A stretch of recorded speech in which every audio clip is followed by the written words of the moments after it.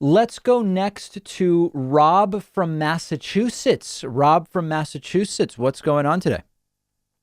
I'm doing good. How are you doing? Doing well, doing well. I just want to say I've been watching your program for I think 5, 6 months. I think I first found out about you through Fantano. And Beautiful. yeah, are you familiar with Burlington by any chance? Burlington, Mass or Vermont?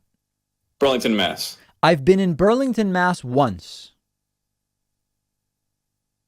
Oh, you have. All Yeah. right. So let me just get to my question. I want to I just want to break the ice a little bit. Oh, all right. I didn't Um, know if the question was related to Burlington. So yeah, yeah. I was answering it as if it was material. Yeah, yeah. I should have got to the question. So my question for you is I've kind of been raised to kind of think that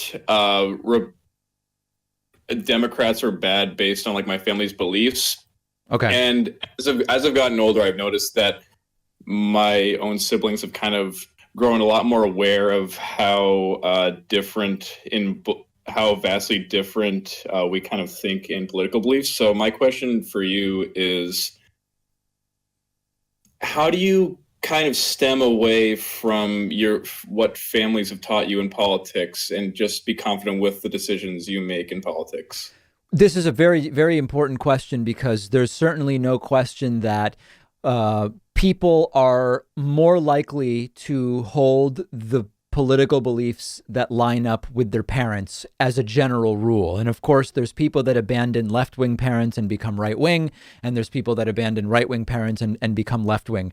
I think the important thing to do is to separate it from being a lot of times political and also religious beliefs are sort of considered sacred and different than any other kind of belief. So there's not much stigma or shame or concern typically if your parents grew up liking American cars and you think Ford, Chevy, and Dodge, they're not that great. I really prefer German vehicles or something like that. And I think what's important is if you feel confident in that, understand that coming to different conclusions about religion or politics, if it's based on facts and empiricism, really is no different. Now, it's easier said than done because it's much more likely that your family is going to judge you if you have different political beliefs than they do. Whereas if you have a different opinion about which airline to fly or what foods taste good or what cars to buy, it's unlikely to create the same type of rift. But if the question is how to feel confident in your beliefs, I think it's the destigmatizing of political and religious beliefs so that you might just look at the facts in a different way. You might look at facts your parents didn't look at and come to different conclusions, and that is okay. And then the second piece that's tougher is figuring out, if and how it affects your relationship with them. And that's tougher to do. No, yeah, I feel like it might get a little bit difficult, like as in the scenario wherein I eventually move out, assuming that things pick up once COVID clears up, which is Yes. hopefully soon. We all hope it will be soon and we all hope it will happen. And, it could be a little while, but hopefully not too long, Rob. No, definitely.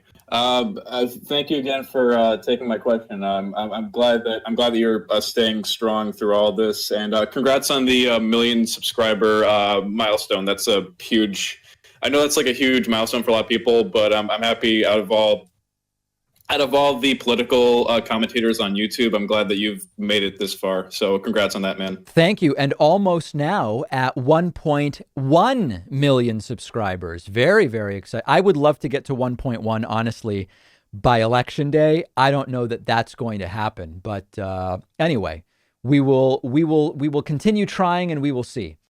If you love feeding your intellectual curiosity, but you're always struggling to find the time, check out one of my all-time favorite apps called Blinkist. Blinkist lets you consume an entire book on your way home from work.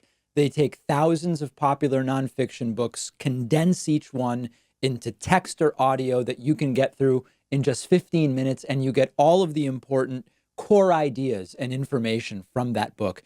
It's perfect if you don't have enough time to do all the reading you want to do, or if you just want to sample a book before you buy the entire thing. I recently read A Brief History of Time, of course, by the great Stephen Hawking. This is a book that I have been aware of for so long, and other things got in the way.